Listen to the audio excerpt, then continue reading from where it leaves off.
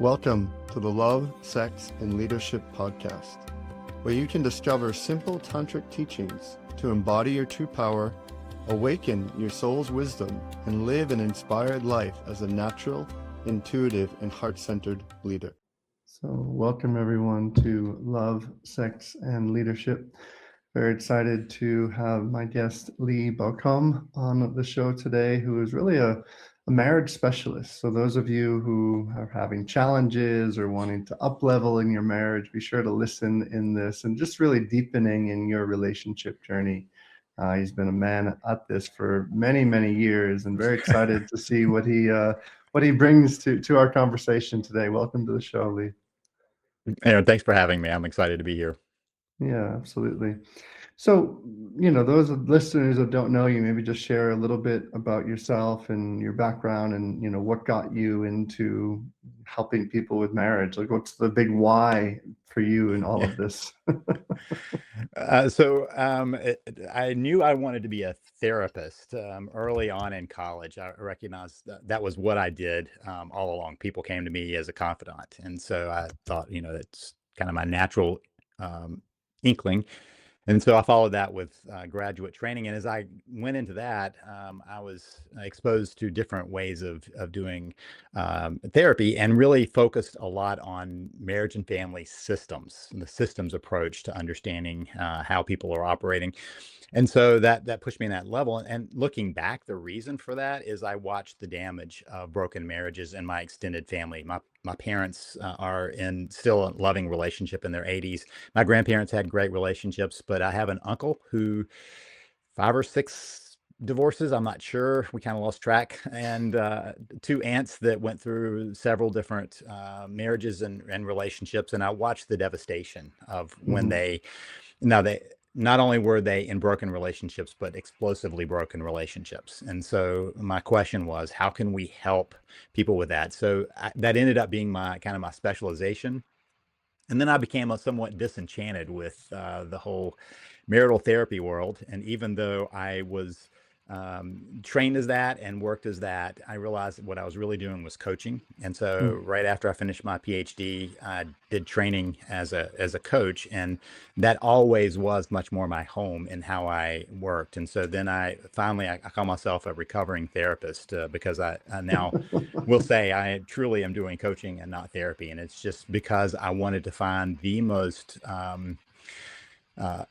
effective ways of helping people find a loving, connected relationship that would sustain them, and realize that therapy wasn't doing that for people. Yeah, great.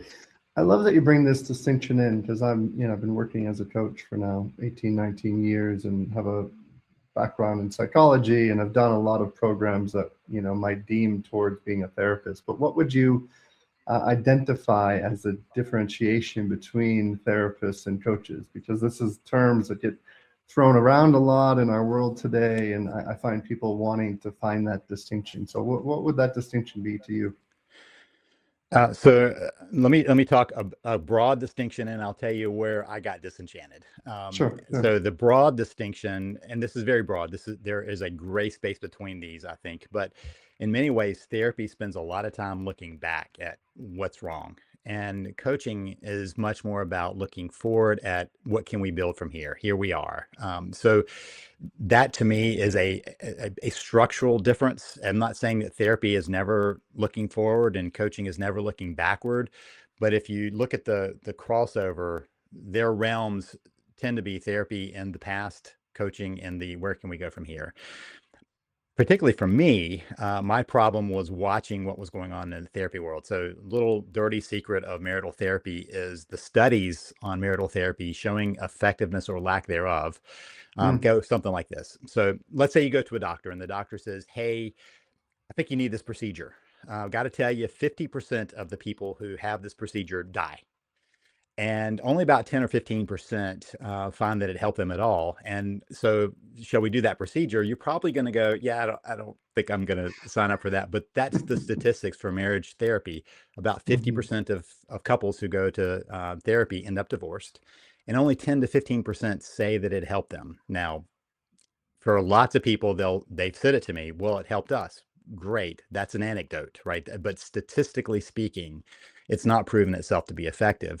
And I think that's for three clues that we can look at. One is that therapists who are doing marital therapy often aren't trained as marital therapists. They don't have to be. That's not a requirement. If Mm-hmm. they Mm-hmm. are licensed as a therapist, they can choose who to see, and they don't have to have training in that.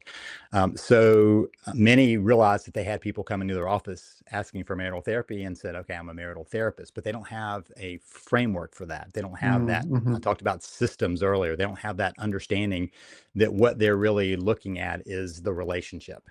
They end up looking at two individuals in their office and trying to have two clients in their office, and that just doesn't work.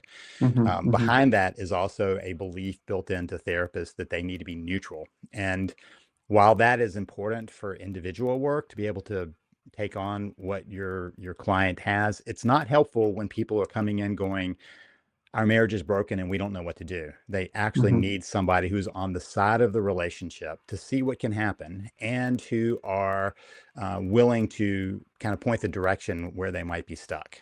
So that's a kind of an orientation of the therapist that ends up being a problem. The second piece of that is that the focus in marital therapy has often been reduced to communication, and I think that is a big miss. That is Mm-hmm. not the root cause of marital problems, and we can talk about that once I get to this other piece. It's not the Yeah, root yeah. cause; it's a symptom. And Mm-hmm. so then there's the other piece, which is that marital therapy, by definition, requires the two people to be in the office, the spouses to be in the office. And many times I watch one person drag the other person into an office, hoping that the therapist is going to convince that other person to work on You it. better come with And me. that's not how humans do it, right? I mean, Yeah. if someone tells you and pulls you in and says, you need to be convinced, you're going to be going, let me defend myself. And so Mm-hmm. they lock in on the no, this won't work. And so it polarizes rather than brings them together. What I like about coaching is you can coach one person to make changes within the relationship. Mm-hmm. You can't do that in marital therapy by definition. So Mm-hmm. those three pieces really fit together in limiting what the capacity of marriage therapy is in making a difference long term. Yeah, beautiful.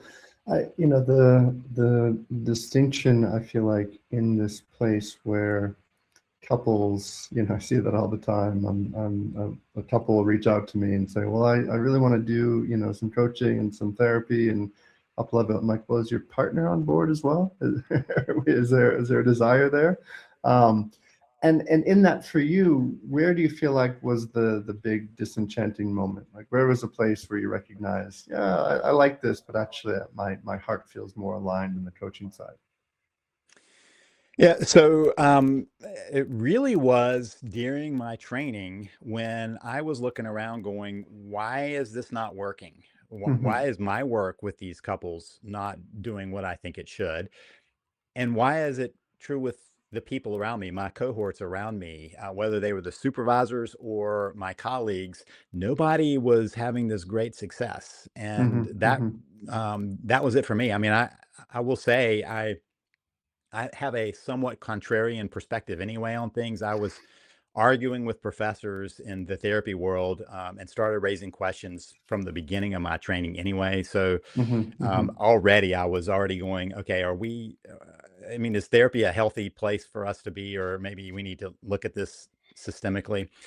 So I was already there in the questioning mode, but just staring around going, wait, I've got a supervisor who's had 4 marriages, and I don't have but one supervisor who was in their first marriage. So what's wrong with this picture? Why are you trying to bring in this perspective when you're not sure how it works yourself?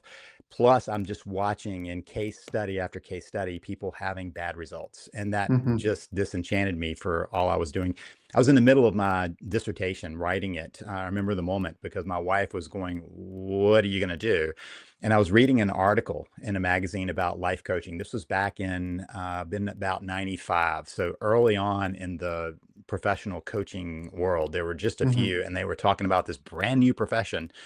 And I was reading the article, and I turned to my wife. Now, we didn't have, we were in a tiny little house, and my office was at one end, right past where the couch was, where our TV was, and where our kids were playing. And I had books stacked everywhere for my dissertation.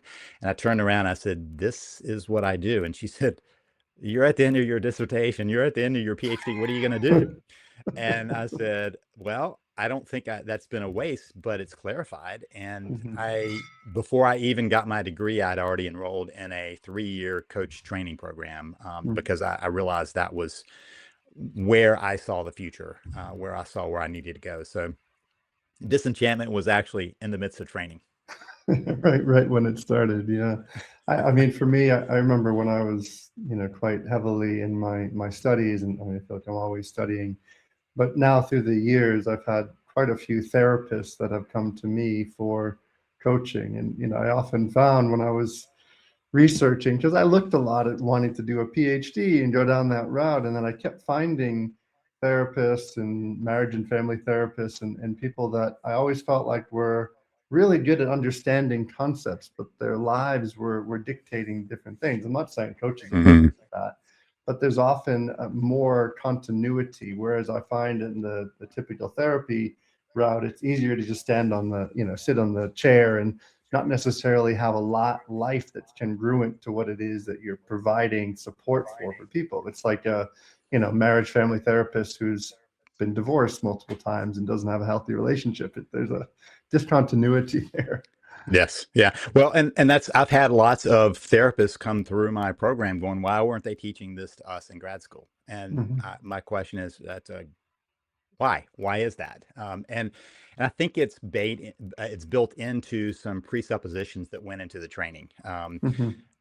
Many times I watch us default to this whole communication theory. So let me tell you what I believe happens in marriage, where the problem starts in a marriage, and then we can build from there. And then we can see why communication isn't the answer, and why when they come to your office and say, "Well, teach me communication skills," it's not going to be helpful. My response to Mhm. that is, all I'm doing is teaching you to fight better if I teach you communication skills, and that's it. It's just raw Mhm. because they're delivery devices. So here's where I watch this happen. People fall in love, they put all this energy into this relationship. You're everything is focused here.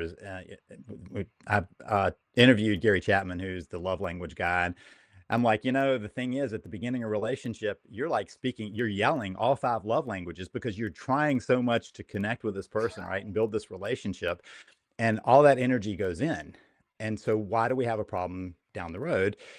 It's because at some point you say, "Okay, I want to spend the rest of my life with you," and they believe that they have it. So I don't know many people who don't know the statistics about divorce. I mean, I don't talk to them. Maybe they're out there who just don't know that it's a little better than 50% chance of succeeding, but let's say roughly, coin toss. Mhm. And so for years in my office, I had couples who were getting married. One of 7 places in town, 7 different places of worship in town, had to come to my office for 3 sessions to get my signature to get married. That was Mhm. the Mhm. deal. And so I heard the story over and over, and every one of them was like, "Yeah, we got this beat. We really do love each other. We're not like these other people who thought they were in love." And so they think they've already beat the statistic going into it. And I'm like, "Well, here's my card. If you have a problem, come see me." And they would come. And the nice thing about those sessions, it was not because they bought into me saying, "Here's what you need to do," because I knew that wasn't happening.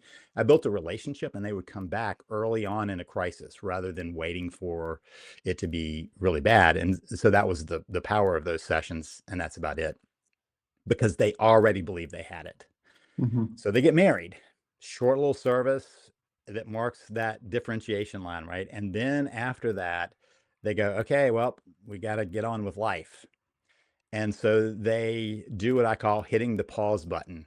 And they believe that they will come back to the relationship Mhm. and go back to that loving point after they take care of these other things. So kids and jobs are 2 big ones, but Mhm. it could Mhm. be aging parents, it could be activities, sports, friend groups, travel, hobbies, all these other things that are vying for attention now that they think they've got this taken care of. We now can do that.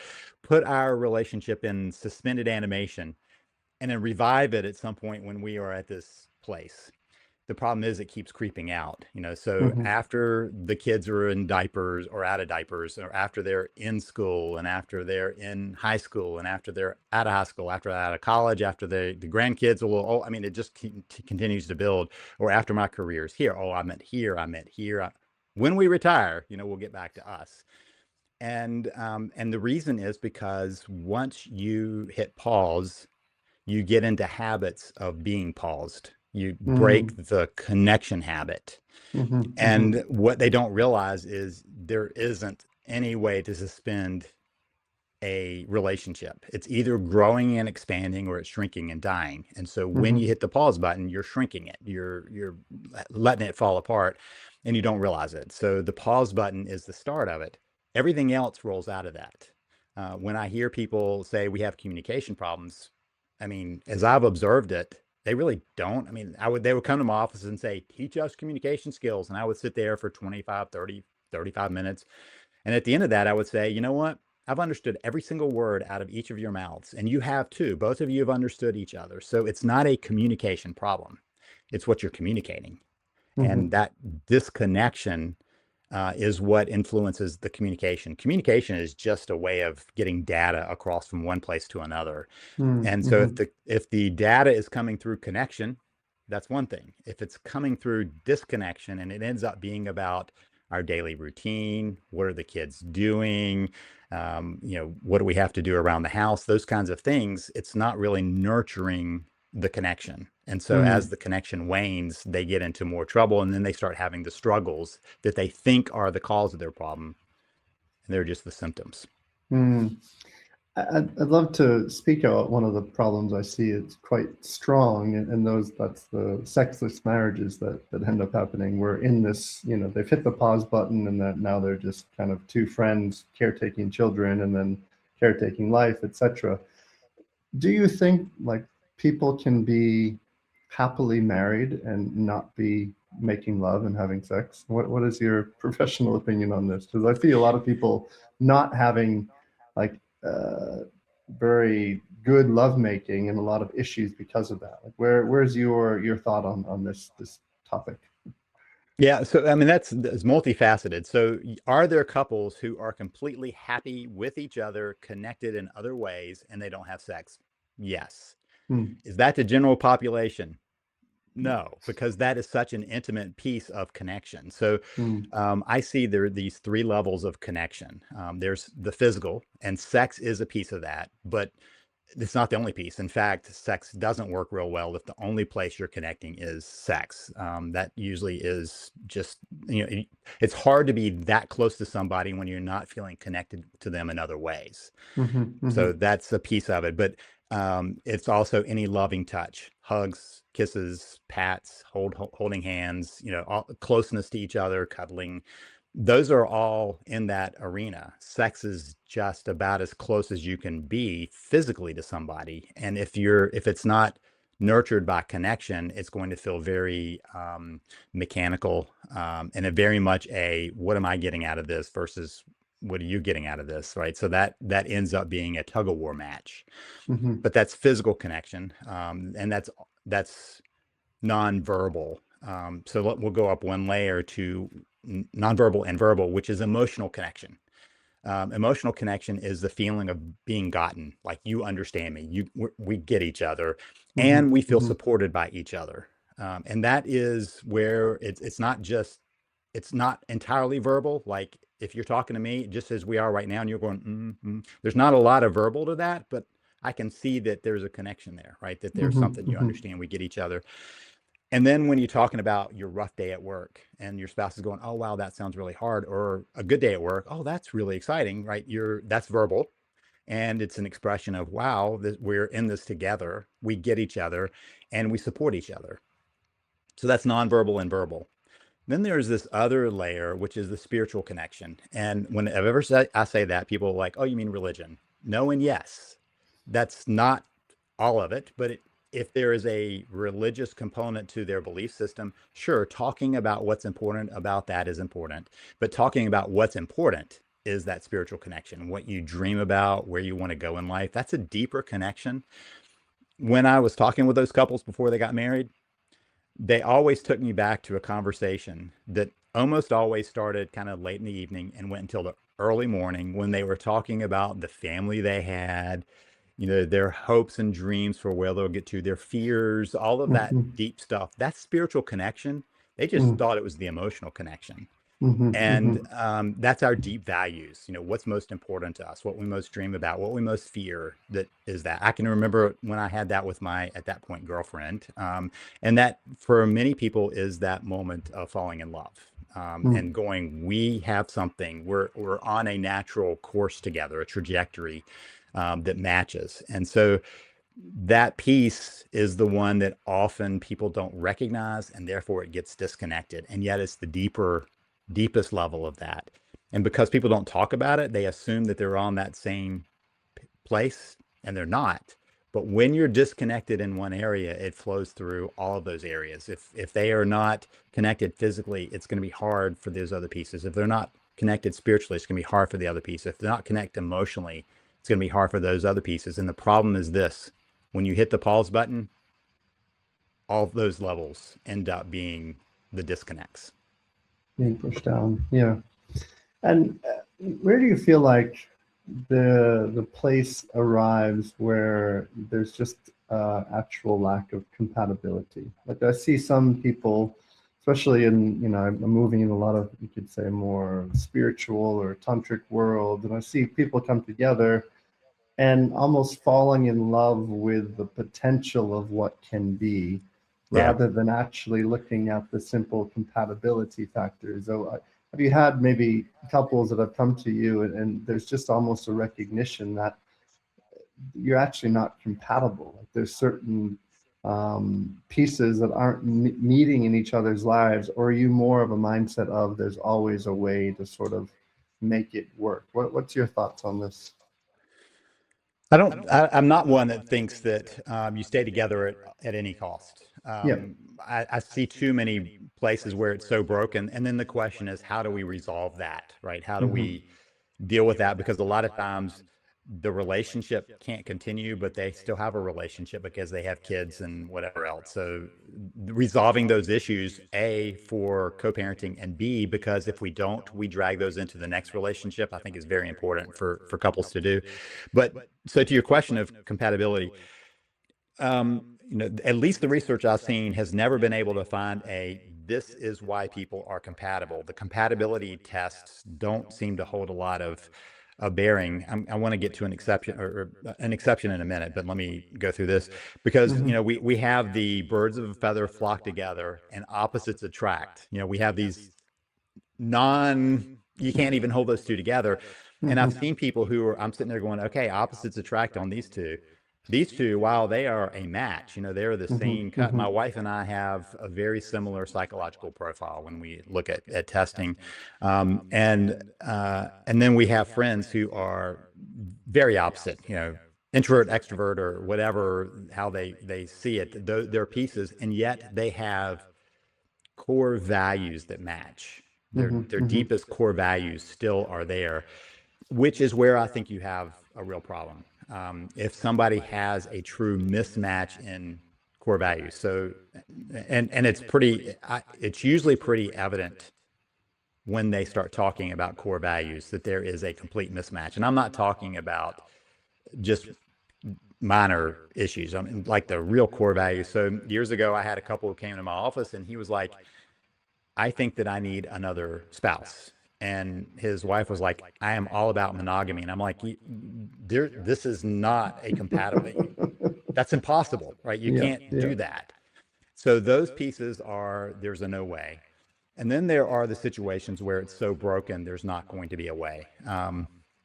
Once they have cut off connection entirely and have found that connection elsewhere, and I don't mean just an affair, but including that, sometimes it's hard because their hope has shifted to outside of the relationship. Hmm. Hmm. I've told many people, I would rather your spouse be hopeless than to be hopeful for something else. Hmm. Because Hmm. their hopelessness, at least we can see if we can pull it back to hope in this relationship. But if they have established hope somewhere else, then the other pieces are very difficult to turn around. Hmm. Hmm. Yeah, the lack of compatibility I see sometimes where, one wants to have children and one doesn't, and it's just like two beings in two Not different possible. worlds trying to coexist together. And That was always my question early on when I was talking with couples. I'm like, well, let's talk kids. yeah. Not that you have control over that, but let's talk about your intentions. And that was one of the things I said is you've got to have some agreement on if and when and how many. Those three things, whether they're possible or not, you at least need to think from the outset, because that is going to start molding how you do your life. If you both are going no kids never, you create a life around that. If one is going, I want a kid in 9 months, that's a whole different framework. If the other's going, yeah, I want a kid, but maybe, 6 years from now, that's an incompatibility that they have to at least confront and decide on. And many times they would say, well, we haven't really talked about that. We've just kind of hinted around it. I'm like, that's not a hint around as you're about to get married. That's we need to have some understanding, even though we know that's not entirely in our control. Hmm. Hmm. Absolutely. I have a more, you could say, personal question, just in, working in this field and working with relationships and marriage and, having a partner that I'm sure is very supportive to you. But and where do you navigate the communication dance when issues or challenges arise in your own relationship in terms of, keeping that hat of being the partner and not necessarily the therapist? Because I see a lot of people do this very poorly. So I'd love some Yeah. thoughts on this side. So my wife is also a therapist. So Perfect, we have an perfect. agreement. Yeah. So we have an agreement. We're not going to therapy each other or coach each other. Amazing. And yet at the same time, we're aware. So I have a central principle that a marriage succeeds by being a team. It's a we. Mm, I call it being a we. And that is not where you lose yourself to the relationship, but that you see that the relationship is us together as a team. We stand together. And so I often use kind of kind of a sports analogy, right? Of when you're on the team, you can't just lose yourself to the team. You have to bring your best self to play. Can I play mm-hmm, my best in this game to win this game? Now, mm, win at life is a little broad, but let's just kind of leave it as that's what we're trying to do together and get through this. And what I see when couples don't do that is they end up being you versus me. And mm, so I don't believe there's a way to avoid conflict in a relationship. But when conflict serves the betterment of the relationship, like we have a chance to talk about where we are and what we want to move towards, as long as we can make it about us, how mm-hmm, can mm-hmm, we create something better for us? That's going to be successful. mm-hmm, And so I don't expect in my marriage for us to have no conflict, but can we handle that conflict in a way that helps us have a better path forward? Like the the frustration may be, this is not working for me, this part is not working for me, our whatever is not working for me, how can we solve that? mm-hmm, And if I'm thinking my my place, what am I getting out of this, can I win this versus our what would further us? um Years ago, my wife did a really good job of this. Years and years ago, we were having what I call a discussion. We're not loud people, so yelling is not a piece of our repertoire. So we're having a discussion, which mm-hmm, mm-hmm, anybody else would call an argument. And I remember it's one of those, and we're both introverts, so we're thinking through it and all of that. And so there's a pause as we're both processing, and she goes down to take care of some laundry. In my little brain, I'm going, oh, this is, you know, here's my debate point. I'm going to go make this debate point, and she's going to see how right I am. So I she walk needs to figure it downstairs. out. I have the Yeah. answer. This will clarify it all for us, right? And so I raise my finger, and she goes, before you say anything, is what you're about to say going to help us in our life together until one of us dies or not? And I went, never mind. No, it's not. And so I always reflect on that moment of going, okay, how are we using this for a better life together, rather than, am I winning? Are you winning? Are Mm, we winning? Are we mm, able to do that better? Are we perfect at it? No. Do we catch each other pretty quickly on that? Yeah. My family has used, and we use this all the time with our kids, a redo. mm-hmm, And mm-hmm, when you do a redo, you can ask for a redo or be offered a redo in our family. And it goes back to the point before it all kind of went sideways. So our kids would get into a power struggle with us, and I would go, "Do you want a redo on this?" And they would often go, "Yeah, I do." So we reverse it back. We hold nothing against that, and then we start the conversation again. And my wife and I have done the same thing. I'm like, "Hey, can I do a redo on that? Because I was not where I wanted to be in that." And if you're able to say, our goal is to better our life, a redo is a good little offer and request to let you get back on track, realizing that your emotional state may have been what was guiding it rather than the, can we build something better? Oh, I love that. There's a sense of connection and synergy in what I'm hearing, to rather than to push one down to make yourself feel better. There's really a commitment to say, hey, we're in this together, and I want to see us thrive through this, rather than kind of separate through animosity and difficulty. Yeah. Yeah. And where do you find in this the line is between what I might call codependency and sort of interdependency? Because naturally, when people have a strong we, then there often is an enmeshment, and I'm not knowing the difference between where I end and my partner begins, and everything is about doing together. And then you look at later in life, and it's almost as if it's just one person that's coexisting as two. Yeah. That in a wide variety of relationships. So where is that like healthy line between the, like, it's good to have needs being met by your partner, and to know your own individual sovereignty, to not be overly dependent on the other? And I think this is a very high topic for relationships, because sometimes especially if they're a bit more resistant and avoiding love, or if they're a bit more addicted and leaning towards, and there's a bit more anxiousness around love, where do you feel like this dance can effectively exist together? Yeah, so it is interesting. It's a great question, because the codependency term caught so much power for so long and got applied to anything when people were leaning on each other in any way. Interdependence is one of my favorite words, because codependency and interdependency got confused. Couples have, by the way we create a marriage, there is an interdependence that is just undeniable. The state sees that, the country see that as you have an entity here that is separate from you individually. There is this joint we, right, Lee? So that piece is where the interdependence comes. Codependence is losing yourself to the other person, and originally it was losing yourself to the other person's addictions, right? You were served by their addictions. And so the grumpy spouse, the codependency was the other spouse is going, would you like a drink with your dinner? Maybe you'll be a little happier after that. And so they were dependent on that addiction to help with the relationship.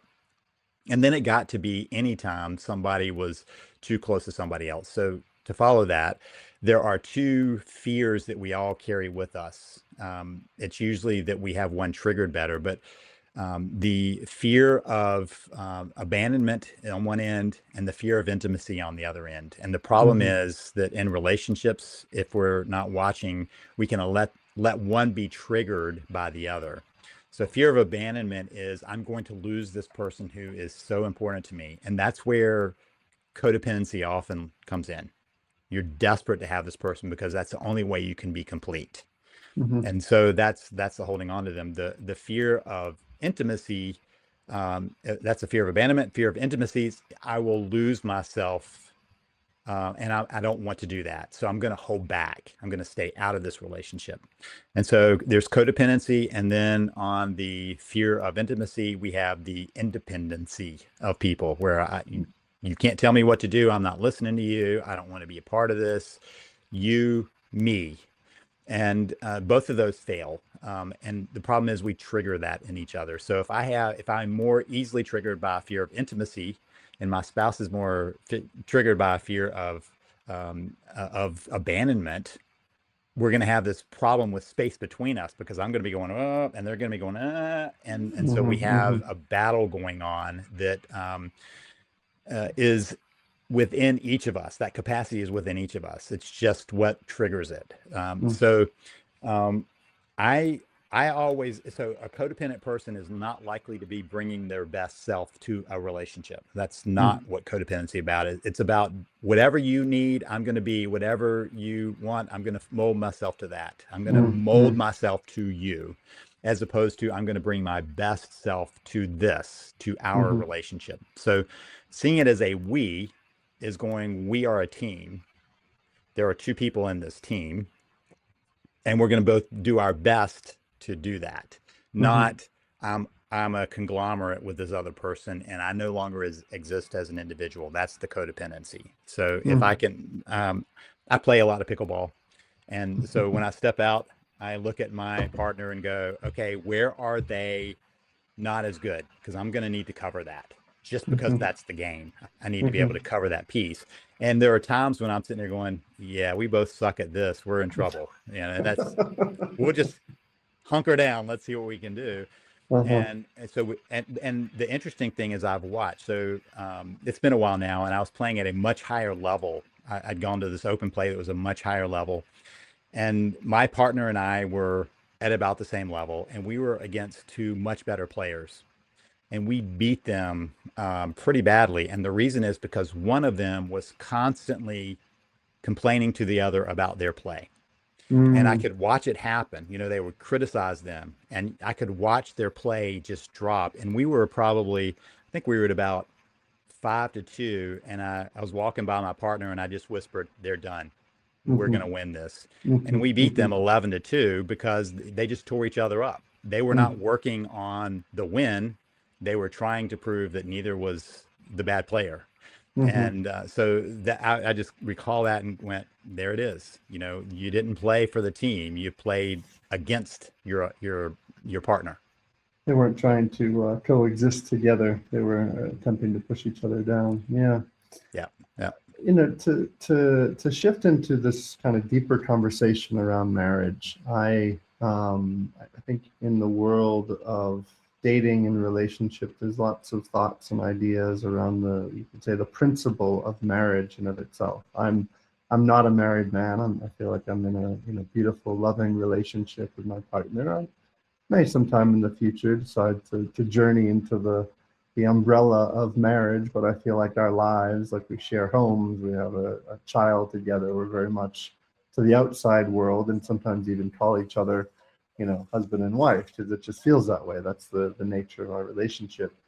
And, you know, for me personally, I think I've seen enough times where I've seen couples be in healthy relationships and then they've gone under this umbrella of marriage. And it's not that it always fails, but I think I've seen it enough to where I'm a little bit like a little resistance and I'm still navigating that in myself. So I'm curious to hear your thoughts on really the umbrella and the principles of marriage and where is that, you know, a necessary route for everyone? And do you think the umbrella of marriage can in some ways actually bring people apart that may have been having a healthy relationship beforehand?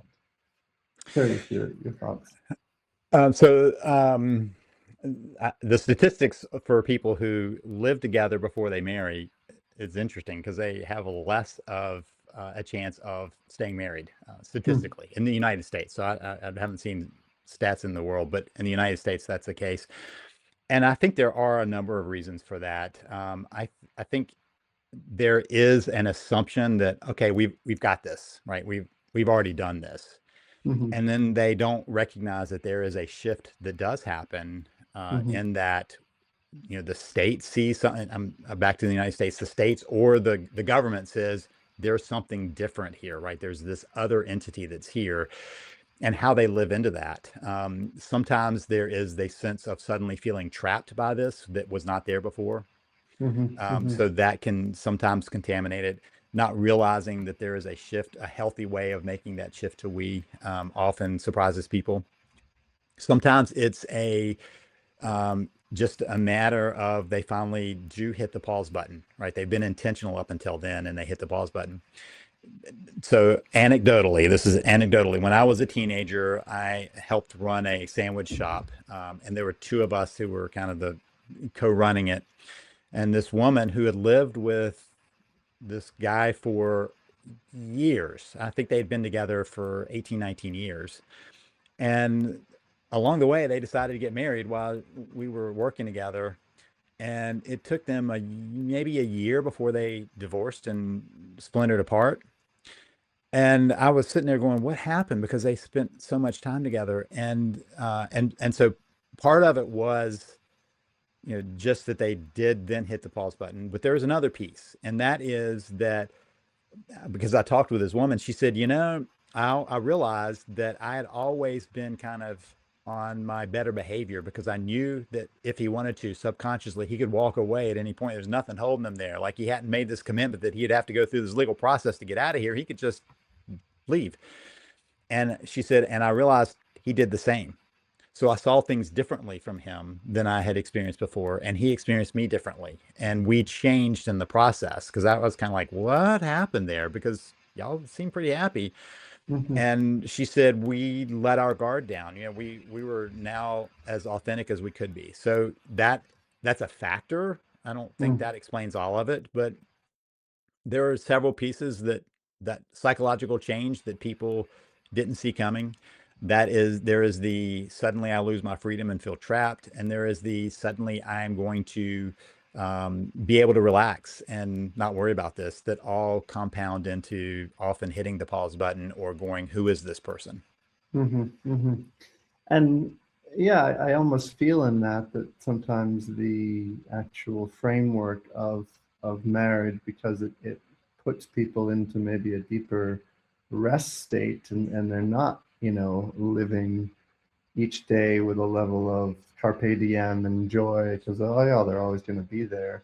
It doesn't always bring out the best. And I'm like, personally, it's something I'm continually like framing and looking at. I've, older brother and sister, and they're both happily married, and in that, and I've had a long life of my own personal freedom and partners and lovers, and it's very easy for me to be into monogamy. So it's really it's a reflection into like what is this thing of marriage that I see often not tear people apart, but I think what you're speaking into feels very accurate, because it's like there's all of a sudden not this kind of necessity to bring forth a deeper part of ourselves, and we almost get complacent. And I think complacency in of itself is such a tearing away factor for many relationships. Yeah. Well, and so the part of what I keep talking about is you don't have to hit the pause button. I mean, that is one of the things I often am saying to couples. You don't have to do that. And that was part of what I was telling couples, as they were coming in. And so this is where people go, oh, you're telling me I have to be working on this all the time. I'm like, no, I'm telling you there's effort, right? I mean, if you I always think about the fact that I watch people who get into trouble because they haven't been attending to the relationship, and suddenly they're like, I'm going to do this lump sum, investment. And most financial planners will say the smaller things all along will beat the lump sum down the road any day. And that's the effort you put in. And so this is where we get into the myths, like, if it's meant to be, it'll work out. I'm like, where do you put that in your life? If it was meant to be, if I was meant to have biceps, I wouldn't need to go to the gym. They would just be there. If it's meant to be that I'm going to have a good job, I just go about my day and it'll eventually come to me. Or do I put in effort where it matters to me? And so when we go, it's work, we're making it something different than saying energy. Where I put my energy shows up. How do I invest my energy, and where do I invest my energy? And to be able to stay consistent with that, it's creating the habits of relating that keep you in connection, that don't have to be huge, but when they're not there, they start deteriorating the whole relationship because they're slowly taking away that connection. Yeah, the habits of relating and the habits of keeping levels of intimacy. I mean, I personally you might not be in agreement, but I personally think that couples that aren't actually having, deep levels of intimacy together, especially sexual intimacy, there's a falling away of connection. And I think there are ways to have those habits built into day-to-day life, and rather than the excuses that fall away. Because I do see that over time, if those habits of connection and intimacy aren't developed, and that pause button has been hit, and they're not actually, connecting in a way that brings them joy and ease and grace. And this is kind of a further conversation and peace. It's like, if there's not, I see a lot of couples who are in what I call more process ships than relationships. Like 90% of the time is, oh, we're in process and we're figuring things out. And rather than actually the day-to-day habits of just being in a joyful relationship. I'm curious your thoughts on that side, because I think especially those that want to grow, and I'm going to grow and I'm going to use this relationship. This relationship is the best spiritual teacher I've ever found, and I just want to keep growing through this. It's like there's probably some pain in there as well. Yeah. So we live in a culture that is very analyzing. Psychology has certainly given us that for good and ill. And so I watch people who are talking a lot about their relationship instead of relating. And I think it's getting to the same point. I'm like, you got all of this stuff that you're reading from books and other places. If you're not relating, you're talking about relating. And that's one layer off. That's in your head. That's not where connection really happens. Yes, you want to be thinking about, like, how can I support my spouse and how can I be the best teammate possible? Sure. But when all you're doing is analyzing things instead of connecting, you're talking about relating. You're not actually relating. Yeah. You've written several books I've seen, and you're well established author, and I'm sure you've also seen in this last couple of years the rise of AI. My book came out before AI. I want to put a little tag on that, says I wrote this before AI did. And I also see people now, like I was just working with a couple the other day, and I noticed in the conversation there was a, like, speaking about AI as if it's a therapist that they're relating to. And I'd love to hear your take on this, and how you feel like AI is impacting both the writing industry and people's, like, do we know if this is actually the person's writing, or is this just a really well-crafted AI? And where AI now is becoming people's therapist. Like, I see benefits to it, but I see a deep, like, taking away of personal connection with yourself and with a therapist in that way, or a coach. I'd love to get your take on both of those. Yeah. Let me walk into the minefield of all this. So I had somebody who reviewed a book that left a review on Amazon. It was like, I think this is AI. I'm like, look at the date of publication of that. It's like 12 years ago. There was no AI that was doing anything back then. But the problem is, since AI models everything on what's already been written, I mean, it is, in my mind, it is bizarre for people to be using AI to tell you if it's AI. I mean, it just, and the proof is there. I mean, they've gone back and analyzed old books that were written, I mean, hundreds of years ago, and it gives 95% AI. And I'm like, I mean, it's not possible. But AI can't tell AI, and we're getting to the point where that is going to be absolutely true, just because AI keeps improving itself and going, oh, you thought that was AI? Well, I'll not do that anymore. And so I think that's a lost piece. Actually, I think we're very quickly going to lose, just like we're going, is that an AI picture or not? We're in this really weird place where that place and reality are going to be harder and harder for us to discern, which is, I think, terrifying. Not just for the publishing industry, but terrifying, period. And so, setting that aside, my concern with AI as therapist is that AI is an echo chamber, just like every other social media thing is around us. If you write something in, it'll say, "Oh, that's very smart of you to see that," and it doesn't matter what you're putting in; it's there to keep you there. And so it's not going to challenge you. And so it creates a big, and we see this in many of the stories of people who have done crazy things because AI told them to. And why did AI tell them to? Because they were already kind of there, and it just echoed, chambered, and it made it louder and more prevalent. And so AI is not the expert with an expert opinion. AI is a mirror that's amplifying what you're telling it.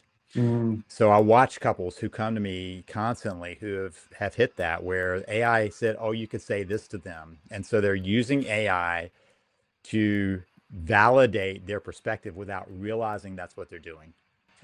That doesn't help, because their perspective is, "I'm right, you're wrong." I mean, that is just human nature. So it's giving them that.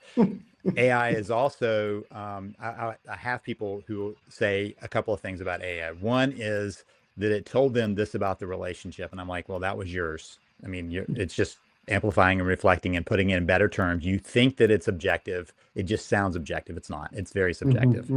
The second thing is they use it to form their arguments. When you're forming your arguments, you're forming them to win, not to relate, not to improve your life. So AI is giving you the winning argument. That's great if you are trying to argue something with your credit card company and it gives you some great things to say, or insurance, or wherever people are using it. Not so much in a relationship where it is us together in this. The third point, and I put this in an article, in fact, on Substack, because I hear it so often. The third thing that is the problem with AI is it's always available. So your spouse is busy with something, and instead of going, "Hey, when can we find time?" It's like, "I'll just go chat with my AI thing." And so people find themselves becoming more and more enthralled with this always happy to see them, always supportive tone of AI that you can't expect from another human. That puts us into this place of expectation. And so AI is always glad to hear what you have to say, and will always tell you you're on the mark and how smart of you. And that's too receptive, and it's not reality. Yeah, I feel like this conversation of AI and relating is a whole wormhole you open up into. What's the future of this? Because I do feel, I notice, I mean, I run a lot of in-person retreats and groups, and I'm often running 15 to 20 retreats a year, and I see, people's kind of, even though they're not always conscious of it, there's a conscious craving for like the humanness in an unhuman world that we're stepping into more and more. So I'm grateful for that. But I also see a lot of the technocratic world like sliding far and farther away from actual human to human relating, and being that this is a large conversation around relationships and marriage and connection. What's your take on where we're going as a society in this kind of robotic AI? Answers are always there in the pocket of our hands and our smartphone, and actually this coming away from human to human connection, and it's here. We can't deny it. It's right here in front of us.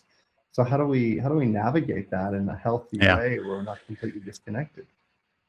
Well, and this is where we need to be hoping that government officials decide that we need to have some guardrails. I don't see that right now, mainly because there's a profit issue that's around. So I think that there is a piece that is going to matter on what government says about it, and then what individuals do with that. My feeling is eventually people will begin to catch up and go, okay, this is where I put that, just like we have with past technologies.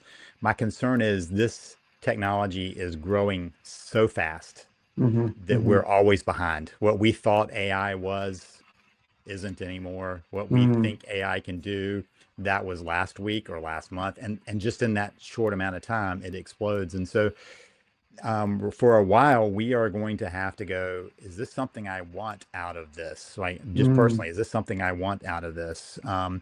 And some people will say, absolutely, that is what I want. But I think you're seeing something that most of us are seeing, that there are a lot of people who are at the point of going, yeah, I want something more human.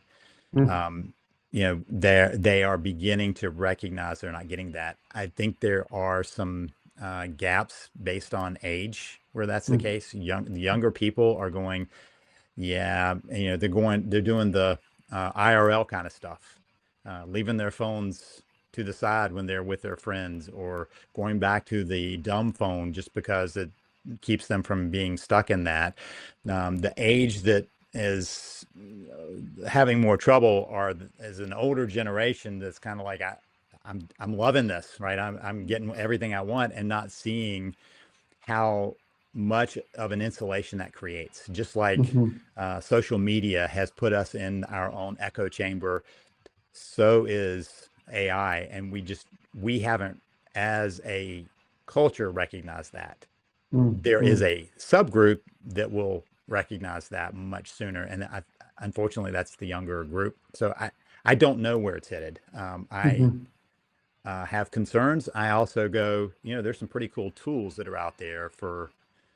I mean, I can get research done in 10 minutes. It would have taken me days to do, and mhm, that's helpful for my process. But I go, that's a tool, and I better fact check because mm. it'll lie to me. For sure. Yeah, yeah. Interesting world we're stepping into in this new year. Yeah, thank you for your dedication to this work, this dedication to relating Thanks. and both personally and professionally. And I can feel the years of expertise that you cultivated along the way in the books you published and what you've created. Where's the best place for someone to find you? And do you have any fun and new exciting projects that you're working on right now? Yeah, we just released the Unpause app. That was back in November. It's basically aimed for people who are ready to unpause their relationship, to take that pause button and hit it again and unpause their relationship. Unpauseyourmarriage.com is where they can find that. But a really good place to dig in is at savethemarriage.com/podcast. You're hearing this on a podcast, so savethemarriage.com/podcast, because it links you to three things. If your marriage is in crisis, that's the Save the Marriage system. If your marriage is just not where you want it to be and you want to get it going again, that's the Unpause app. And then if you're not sure, there's an assessment that you can use that I've created that basically it's the GPS assessment that will let you know kind of where you are on the map. What are Mhm, the chances? mhm. And they're all there at savethemarriage.com/podcast. So that'd be the other place. Amazing, amazing. Thank you for showing up here today. Thank you No, for thank you. being on this path of love and relating and being a leader as well. I can really feel your pathway is leading the way in healthy relationships for yourself and for others, and it's beautiful. Thanks, Aaron. Yeah. Thank you, everyone, for tuning in. This has been Love, Sex, and Leadership. And please subscribe or share this. If you have questions from our conversation today, feel free to put it in the comments below. And have a beautiful day, and see you next time. Thank you.